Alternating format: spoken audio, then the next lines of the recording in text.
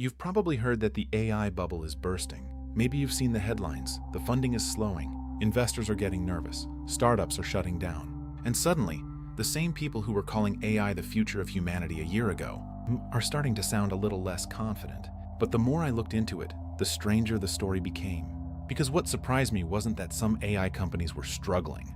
What surprised me was that the companies spending the most money seemed completely unconcerned. In fact, they were spending even more. Microsoft, Google, Amazon, Meta. They're pouring hundreds of billions of dollars into AI infrastructure.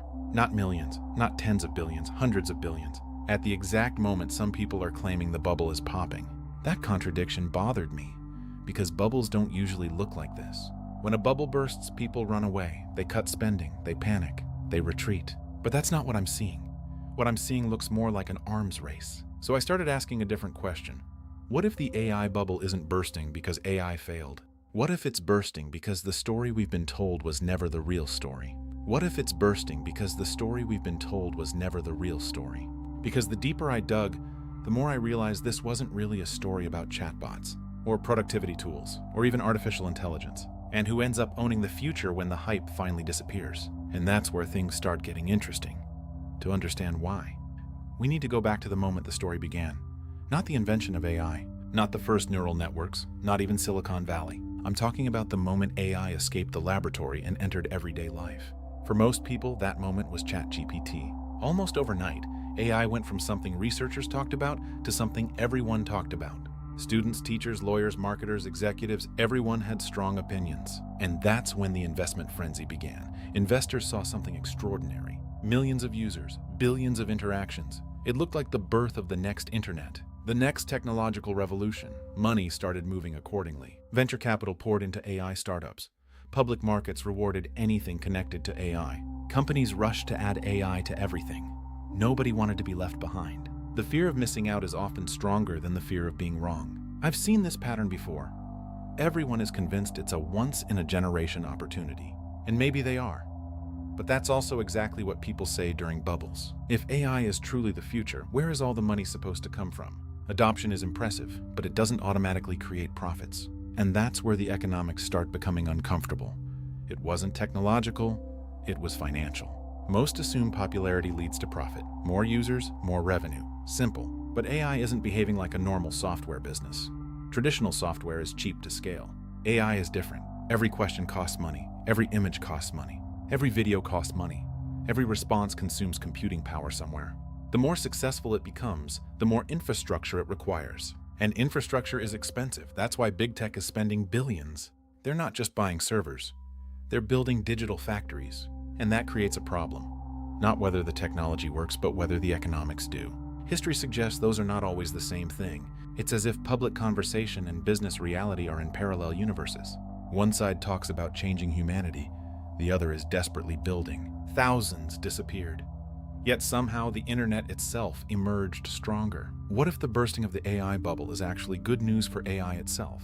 Whenever I hear unprecedented moment, I get suspicious. History repeats itself. The internet changed the world, but the dot-com bubble was real, and it was enormous. In the late 90s, investors were convinced. They weren't wrong about the tech. It sounds contradictory, but history keeps pointing in that direction. Something similar is happening now. Investors are tired of generic AI products. Amazon survived. The infrastructure survived. The technology survived. The speculation didn't. Railroads, telecom, the internet, all had bubbles. The tech changed the world. Chatbots, writing assistants, novelty stops being enough at some point.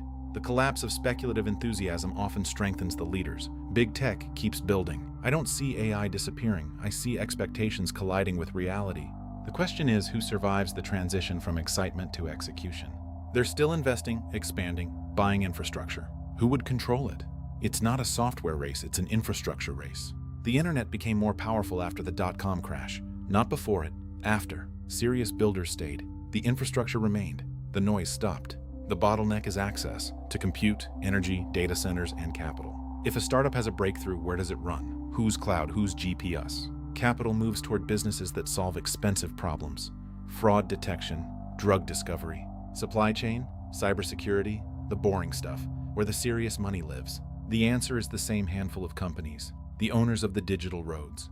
Physical reality doesn't scale at the speed of software. You can't prompt a power plant. The bubble bursts for startups, but for those controlling the systems, it's removing competitors.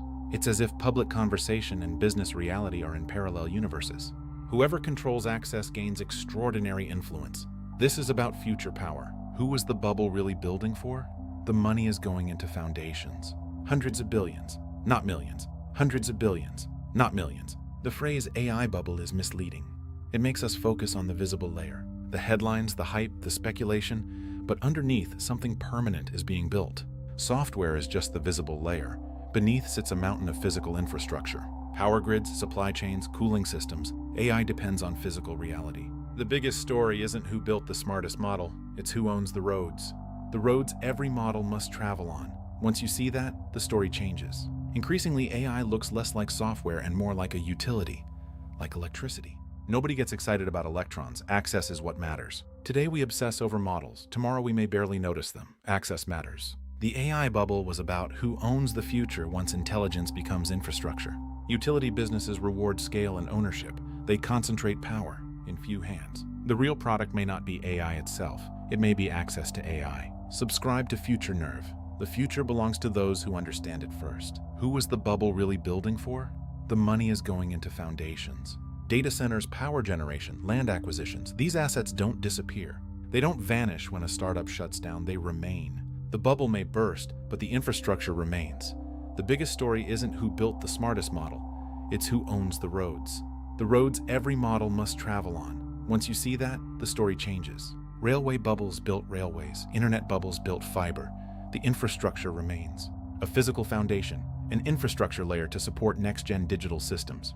A physical foundation, an infrastructure layer to support next-gen digital systems. Railway bubbles built railways. Internet bubbles built fiber. The infrastructure remains. Is the bubble bursting? That's the wrong question. Judge by what remains. Hype fades, foundation stays. These foundations could shape the economy for decades. The AI bubble was about who owns the future once intelligence becomes infrastructure. Subscribe to Future Nerve. The future belongs to those who understand it first. I'm Ethan Cole, and I'll see you in the next documentary.